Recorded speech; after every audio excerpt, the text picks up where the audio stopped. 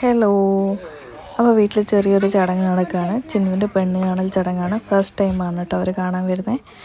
പിന്നെ അതിൻ്റെ ഇടയ്ക്ക് നമ്മൾ ഇന്നലെ കാണാതായ കുതിര തിരിച്ചു വന്നു. 4 കിലോമീറ്റർ എവിടെയോ ദൂരെ പോയിട്ട് കിടക്കുമായിരുന്നു. ആരോ കണ്ട് ഫോൺ വിളിച്ചിട്ട് പറഞ്ഞു. അങ്ങനെ അവിടെ പോയി കൂട്ടിക്കൊണ്ടുവരികയാണ് ചെയ്തത്. എല്ലാവരും ഉള്ളതുകൊണ്ട് അതിൻ്റെ അടുത്ത് നിന്ന് ഫോട്ടോസൊക്കെ എടുക്കുകയാണ് കേട്ടോ.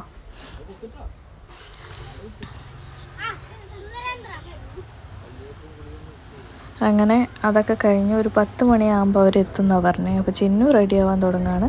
ഫസ്റ്റ് ടൈം ആദ്യമായിട്ട് വരുവാണ് കേട്ടോ ഞങ്ങളുടെ വീട്ടിലവർ കാണാനായിട്ട്. അവരൊരു 20-25 പേരുണ്ടായിരുന്നു.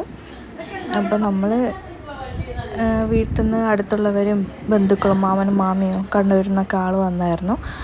ഞങ്ങൾ അത്ര പേരേ ഉണ്ടായിരുന്നുള്ളൂ. അങ്ങനെ എല്ലാവരും ആ സമയമാകുമ്പോൾ എത്തിക്കൊണ്ടിരിക്കുകയായിരുന്നു.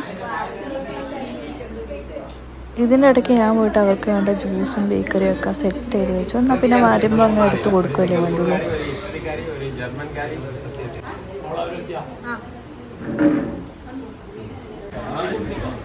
അങ്ങനെ അവരെത്തി.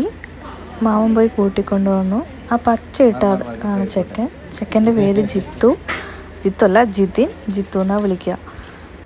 അങ്ങനെ ഞങ്ങളുടെ വീട്ടിൽ 2 ജിത്തുവായി. ഏട്ടനും ഇവനും ജിത്തു തന്നെ. വീട്ടിൽ വിളിക്കുന്ന പേര് സെയിം ആയിപ്പോയി. ഫസ്റ്റ് ജ്യൂസ് കൊടുത്തത് ഞാൻ തന്നെയാണ്. 2ാമത്തെ ട്രിപ്പിലാണ് ചിന്നുവിനെ ഇറക്കിയത്. ചായ ആയിരുന്നു കൊടുക്കേണ്ടത്. പക്ഷെ ഞങ്ങൾ ജ്യൂസാണ്, ചൂടല്ലേ, അതുകൊണ്ട് ജ്യൂസ് ആണ് നമ്മൾ കൊടുത്തത്.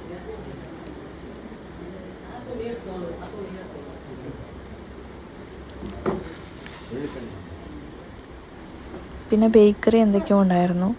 പഴംപൊരി, ഉഴുന്നുവട, പിന്നെ ഫ്രൂട്ട്സ്, പിന്നെ കേക്ക്, അങ്ങനെ എന്തൊക്കെയോ ആയിരുന്നു. പിന്നെ നൂൺ അവർക്ക് ഫുഡും ഉണ്ടായിരുന്നു കേട്ടോ, ബിരിയാണി. അങ്ങനെ അവർ വന്ന് ഒരു 1 hour സ്പെൻഡ് ചെയ്തുള്ളൂ കേട്ടോ. പിന്നെ അവർ ഫുഡൊക്കെ കഴിച്ച് നമ്മളവിടെ അവരെ യാത്രയാക്കി. പിന്നെ അതൊക്കെ കഴിഞ്ഞ് ഫുൾ വീട്ടിൽ വന്നവരൊക്കെ പോയി. പക്ഷെ കണ്ണൂരിൽ നിന്ന് എല്ലാവരും മാമന്മാരും മാമിമാരൊക്കെ ഉണ്ടായിരുന്നു.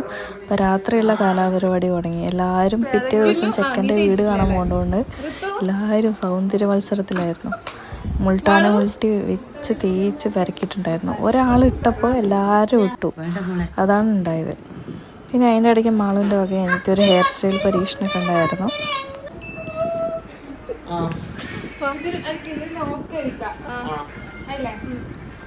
നാളെ ചെക്കൻ്റെ വീട്ടിൽ പോകുമ്പോൾ എങ്ങനെ കിട്ടാന്നൊക്കെ നോക്കുമായിരുന്നു കേട്ടോ. നമുക്ക് ഹെയർ സ്റ്റൈൽ ചെയ്ത് തരുന്നത് ഗോപിക രാജേഷ്. ഇതിൻ്റെ ഫുൾ വീഡിയോ ഞാൻ ഇട്ടിട്ടുണ്ട് കേട്ടോ, കണ്ടു നോക്കൂ കേട്ടോ ഈ ഹെയർ സ്റ്റൈലിൻ്റെ. പിന്നെ രാത്രി എല്ലാവർക്കും ബോറടിക്കുന്നു പറഞ്ഞിട്ട് 10 മണിയാകുമ്പോൾ ഞങ്ങളൊന്ന് വെറുതെ ഒന്ന് ചുറ്റാൻ പോയി. ഇവിടെ അടുത്തൊന്നും ഇല്ല സ്ഥലം ചുറ്റാൻ.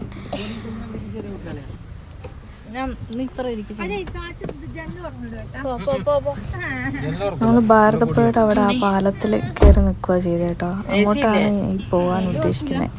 പോകുന്ന വഴിക്ക് ഒരു ഐസ്ക്രീമോ അല്ല ഫുഡോ എന്തെങ്കിലും ചെറിയ രീതിയിൽ, ഫുഡൊക്കെ കഴിച്ചതാണ്. അപ്പോൾ ചെറിയ രീതിയിൽ എന്തെങ്കിലും സ്നാക്സോ ചായയോ ഐസ്ക്രീമോ മറ്റോ കഴിക്കാൻ വിചാരിച്ചിട്ട് ഇറങ്ങിയത്. പിന്നെ അവിടെ എത്തി ഉപ്പിലിട്ടാൽ മതി എന്ന് പറഞ്ഞു. അപ്പോൾ ഉപ്പിലിട്ട് നോക്കുകയാണ്. പിന്നെ ഐസ്ക്രീം നോക്കിയപ്പോൾ അത് കിട്ടിയില്ല. ഐസ്ക്രീം ഷോപ്പിലൊന്നും ഇല്ലായിരുന്നു കേട്ടോ. ഫുൾ തീരുവാണോ, അത് കുറേ കൂട്ടിയിട്ടുണ്ടായിരുന്നു ഷോപ്പ്. അവിടെ ഒന്നും അധിക സമയമൊന്നും ഉണ്ടാവില്ല ഷോപ്പൊന്നും, വേഗം ക്ലോസ് ചെയ്യും. അപ്പോൾ നമുക്ക് കിട്ടിയത് ആകെ ഉപ്പിലിട്ടാണ്. എന്നിട്ട് ഇതൊക്കെ വാങ്ങി നമ്മൾ നേരെ പാലത്തോട്ട് നടക്കുവാണ്. നല്ല രസമാണ് രാത്രി അവിടെ പോയി നിൽക്കുക. നല്ല കാറ്റായിരുന്നു. ഈ ചൂട് സമയത്ത് ബെസ്റ്റ് സ്ഥലമാണ് അവിടെ പോയി നിൽക്കുക എന്ന് പറയുന്നത്.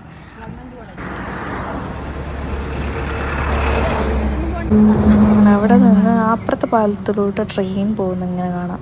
പക്ഷെ ഭയങ്കര സ്ലോ ആണ്.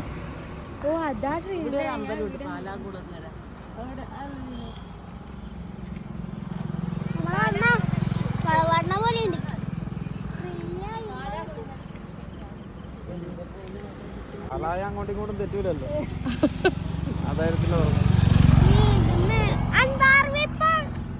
പറഞ്ഞ പോലെ ഇതെന്താ ഇത്ര സ്പീഡ് പറഞ്ഞു പോകുന്നേ? സ്റ്റാർട്ടിങ് ആവും, അല്ലെങ്കിൽ പറഞ്ഞ പോലെ അയാൾ ഉറങ്ങിപ്പോയിട്ടുണ്ടാവും,